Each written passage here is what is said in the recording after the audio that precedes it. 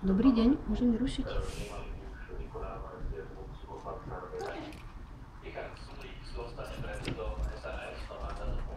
No, to je síce pravda a možno ako, neviem, náročné veci, len vy si musíte prevziať platobný výmer, jedna vec, áno. A následne teda zaplatiť, pokiaľ tam nie je napríklad zaplatené, lebo to je jednorazovo splatná daň, áno. Ako náhle to nie je zaplatené v termíne splatnosti, vyrubujeme tam potom úrok zo meškania. To je vlastne následná vec, ktorú tam budete mať navýšenú a nemusíte to kalkulácie miesto tým pádom dostať na budúce.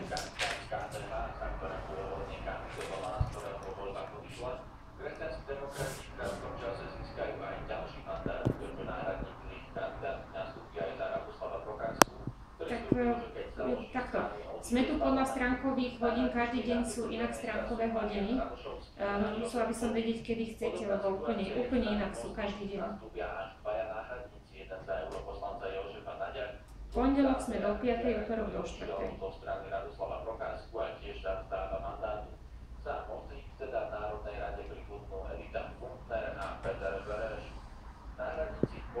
Niektorý deň nemám spis pred sebou, čiže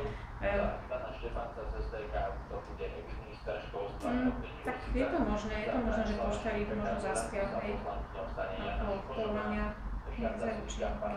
Ale nevadí, ako tam, preto je tam aj telefónny kontakt, aby ste sa vlastne ozvali.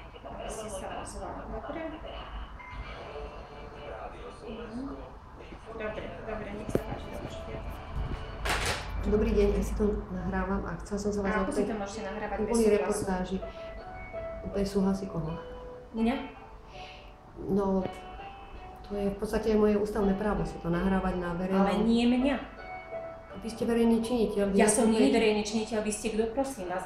Verejným činiteľom je možno zástupca, to je starosta, je verejným činiteľom, ale ja som zamestnancom. Ja som vykonávač. Výborne, čiže ste výkonnou mocou v tejto krajine. Teda vy si musíte pýtať súhlas odo mňa, aby ste nahrávali. Ale nie je taký zákon, neexistuje. Ale určite áno. Neexistuje. Moju tvár predsa nemôžete zverejňovať bez môjho súhlasu. To ani v televízii niekde, proste to neexistuje. Proste keď jednoducho pracujete vo verejnej správe, pracujete vo verejnej správe, je treba strpieť v podstate to, že budete verejnosti a vaša práca... Áno, to nie ste teda, keď ste mi to vysvetlili, ale ste vykonávateľom verejnej moci. To ste zase.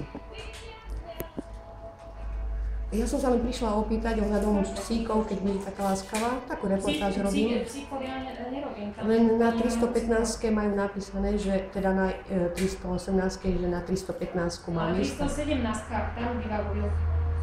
Tam som bola tiež. Tam je pani Markuseková, ktorá už som u nej vybavila. Priamo na starosti celú agendu psov. Áno, už som u nej bola.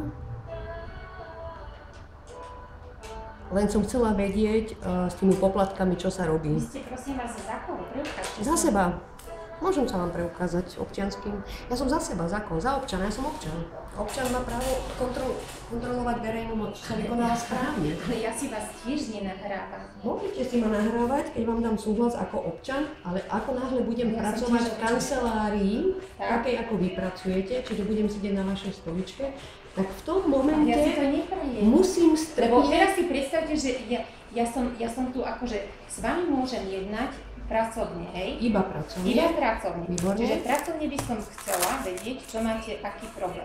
Nemám žiadny problém, ja mám záujem sa informovať. To je môj občiansky, keď chcete vidieť. Ohľadom čo sa chcete informovať? Chcela som sa informovať, lebo tam som sa opýtala v podstate, koľko je ten na psíkov, 40 € mi povedali. A chcela som vedieť, ako sa nakladá s tými peniazmi, či sa niečo za to proste vykonáva pre občanov. Lebo my napríklad máme ten kôš na odpad biologický a tie sáčky, ale v niektorých mestách, dedinách na Slovensku nemajú. Chcete riešiť niečo iné ako psov? Nie. Lebo keď ste hovorila s pracovníkom, ktorý má priamo na starosti psov... Ona má na starosti, pani, keď vás môžem trošku využiť, ona má na starosti iba vyberať poplatky. Dobrý, Šmídová. Vyberať poplatky. Pani Kovačová. Jaj, aha. Koľko má Katka Koreňová? Ďakujem.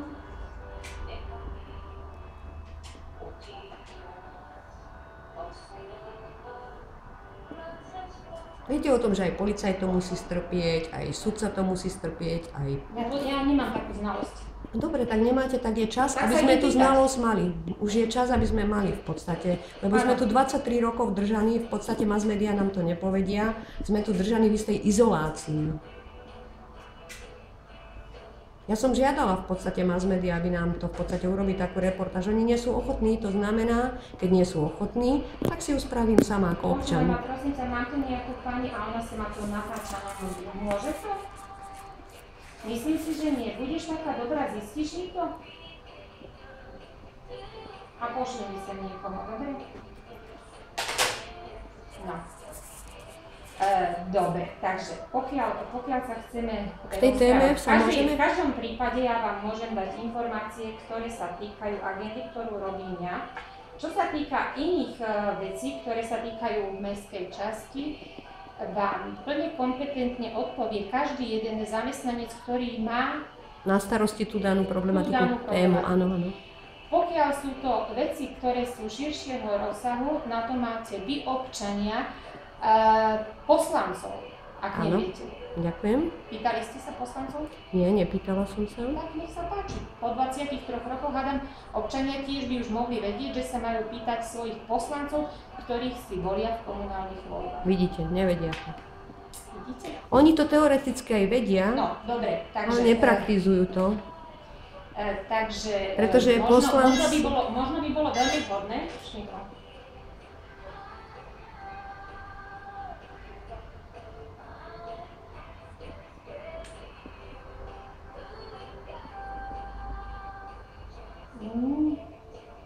no, Hedu, ale prosím ťa, pani povedala, že ona má na to právo.